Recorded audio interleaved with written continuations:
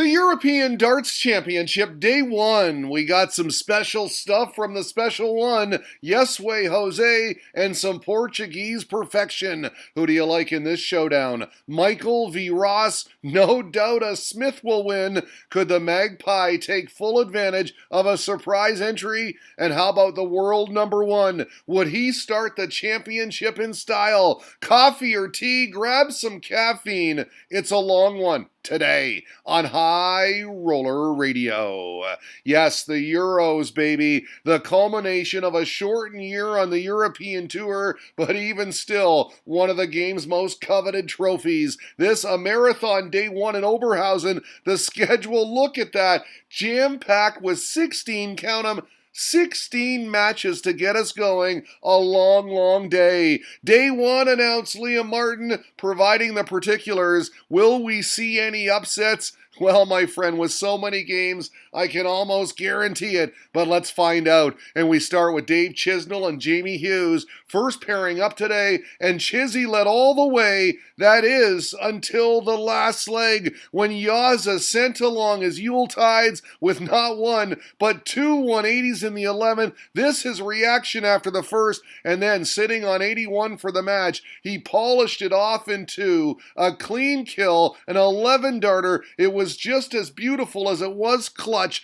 Bang, bang, off to round 2. The man from Black Country gets it done. 6-5. Christoph Ratajski and Steve West also went the distance all the way to an 11th leg. West had the darts, and with both sitting on 50, he got first crack at it. Yes, first start right in there. Game, set, match. Simply the West simply upsets the Polish Eagle by a score of 6-5. Raised his arms in victory. Then a thumbs up for Ratajski, who will be disappointed. He had his chances. Joe Williams shows us just how good West was. Had 5 180s, was 60% on doubles, and he averaged 95 and change. Impressive performance indeed. It was a tough outcome for Evan. My bet's gone out the window, he said, but they were amazing darts, and I like it. Giving credit where credit is due. Did you know Mervyn King and Ian White have never faced each other in a TV tournament? That all changed today, and in the Battle of Veterans, it was all the diamond. Ian White takes out the 164. Mervyn King shakes his head, reported Charlie Gray. Can also tell you that White had a 143 punch out as well. No contest. 6-2 your final. Elvis has left the building. Joe Williams with the stats again. The diamond 55% checkout rate, 2-ton pluses. He averaged 92. Jeffrey Desvaughn was in all kinds of trouble against Jose de Souza. Why? Because the special one was doing special things. Case in point, leg 2. Fired in a 180, followed by a 177, and on 144, yes, both trebles and the double 12. Portuguese perfection, the 9-darter, and he was absolutely thrilled about it. Arms spread eagle at first, then raised in triumph on his way to the board. All JDZ could do was smile and applaud the effort. What an effort it was. Brilliant from Jose de Souza, said Charlie Gray. We got just the one word from Wim. Boom. And then some truth from M. Austin. The special 9, he said, and it really was. The average is at 4-1 de Souza. Look at that. 106 playing 87. De Souza way up there on the first 9. 123 plus. That is crazy good. And he carried on for the 6-3 result. The Dutchman did well to put 3 on the board. Amazing, he said. I've done something special again. I feel so confident. I love this from Dave O'Toole. Jose unleashing his Portuguese darting witchcraft. And yes, that may very well be the case.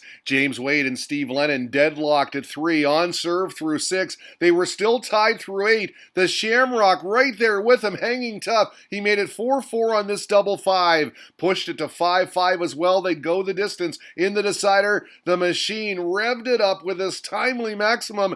Needed it too. The double 18 followed, and like that it was over. Lennon gave it a go. but Wade is one tough cookie. He wins it 6-5. Andy Hamilton alongside Devin Peterson, our next pairing to hit the stage. It may have been hammer time, but the African Warrior was saying, no sir, it's my time. Ahead by 6 on the averages, ahead by 3 on the scorecard, 4-1. He'd up the average too with shots like this, had a few 180s, dropped the opening leg, and then won the rest. 6 on the spin for the 6-1 victory. How about this showdown? A battle of the Aerosmiths. Michael Smith v. Ross Smith. I got Smith for the win. Question is, which Smith? Asked Charlie. Michael or Ross? Well, my friend, since these are Bully Boys darts, I went Ross. Michael suffering some outer ring agony early doors, and the smudger was taking every chance. Michael won the next 2, but Ross preserved daylight in leg 6 on double 16, 4-2. He had 4 maximums en route, but wait,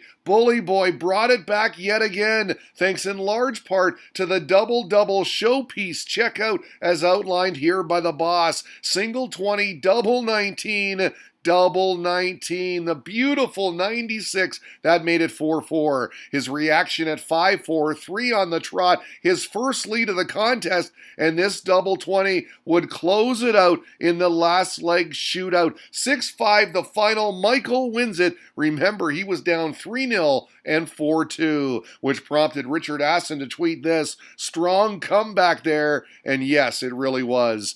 Double Dutch in our 8th fixture, Dirk van Dijvenbode up against Danny Noppert, and a solid start for DVD, took the first 2, and then on his second straight 14-darter, made it 3-zip on double 8. He was cruising along, collecting his arrows here at 4-0, and guess what? His third consecutive 14-darter, wow! He then pushed it to 5-0 at the interval, picking up where he left off in Coventry, tweeted the Weekly Darts Cast, and he certainly was. It was over in no time. Van Dijvenbode wins it classically, tops double 6 on 52, bingo, bango, bongo. The whitewash, folks, 6-0 your final. So here we are, halfway through a marathon. Are you not entertained? 8 matches in the books. There are your results. Chizzy and Ratajski among the notables, KO'd so far. Mike Kuyvenhoven was throwing in some sexy darts against Nathan Aspinall. A good-looking man right there. Trailed 3-2 at the interval, but they were on serve. He wasn't at his best today, but the Asp began to pull away from there. He made it 5-2 in the Madhouse and then held on for the 6-3 victory. He averaged just 86 and missed 19 darts at double, but hey, a win's a win. A rock star in a river dance next. Joe Cullen, the number 1 seed, taking on Willie O'Connor, who only got into the tournament because of Glenn Durrant's positive COVID test, and he took full advantage. Wow! Out in front, 5-2, clean and precise, and then in leg number 9, he closed it out properly. Nice ton 40 here, which he followed with the clean kill on 81. 57-24, no problem. The Magpie wins it 6-3 and sends the number 1 seed packing. Was never in doubt, said Glenn McCready. Cullen was very poor. He then added this, Glenn did. Covered the treble with the first dart. Cover shots were all over the place. Never mind hoofing on doubles. All in all, nowhere near good enough. Brilliant win, replied the Irish darts fan. Plain and simple. We pick up our next tilt with Martijn Kleermaker. 3 clear on Rob Cross. 3 15-darters along the way, and he was feeling it. What's going on here? Screamed Liam Martin. Voltage is down 4-1 at the break. Well, Liam, what's going on is an upset. This double 10 would seal it. 6-3 your final. The defending champ gets knocked out. And wow, you think the Dutchman was on cloud 9? Yes, he was. I'm really happy, he said. I know my game, and everything went well. My finishes are my biggest weapon. It was the one I predicted, said Andrew Dugan. I went 6-5 Martijn in my preview, and that he did, folks. I watched the video. You called it, sir, and almost bang on. Max Hopp stood his ground nicely against Johnny Clayton. In front of the host nation faithful, he jumped out in front 2 2-0 on double 10 and gave it the fist pump. But from there, he let things slip. The Ferret clawed it back and actually took the lead on double 16, good for 3 on the trot. Credit the maximizer, though. No maximum here, but he was tossing in steady stuff, and they'd go the distance, both averaging a ton plus.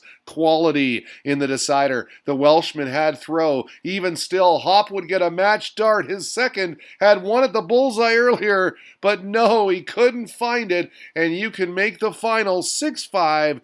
Johnny be good. Michael Van Gerwen was saying, not so lucky D in our next tie. He took it to the Lithuanian Darius Labanauskas with some big scoring and some big finishing. He came good on the 60 here in leg 5, just the 2 darts required. And then just a few legs later, he used all 3 on the 70 checkout, double 4 for game, set, match. The world number 1 was awesome. He averaged 107. Labanauskas tweeted this out afterwards. What can you do, he said. I tried performing my best, but it wasn't enough tonight. Great crowd and brilliant darts from MVG. Good luck to Michael in the tournament, and that is called class right there. We get our next result from the PDC. Winner, it announced, as Gerwin Price did the business on Kim Hybrex. Easy peasy. He was convincing. Averaged 104 in a 6-1 demolition job. Peter Wright was unleashing all kinds of venom on Gabriel Clemens. He took 4 of the first 6. His average pretty sweet, 102. Gaga did hold for 4-3, but that was all he could muster. The crowd salutes came not long later. 6-3 snakebite. He averaged 105 in the end. Absolutely sublime. I wasn't enjoying the game, he admitted, so I spent a few days at home, got things right, and I came back fresh. Mensur Suljovic at the Aki. His opponent, Daryl Gurney, with his head down in the background, for good reason too, because look at this scoreline in our final tie of the night. The Austrian way ahead and sitting on double 3 to wrap it up, and there it is. Super Chin didn't show up, but Suljovic won't mind in the slightest. 6-2 your final, and with that, there it is, your second half results. 16 matches in all. Quite the day as we kicked off the European Darts Championship with a marathon session. We've got more tomorrow, of course, but for now, it's time to rest today on High Roller Radio.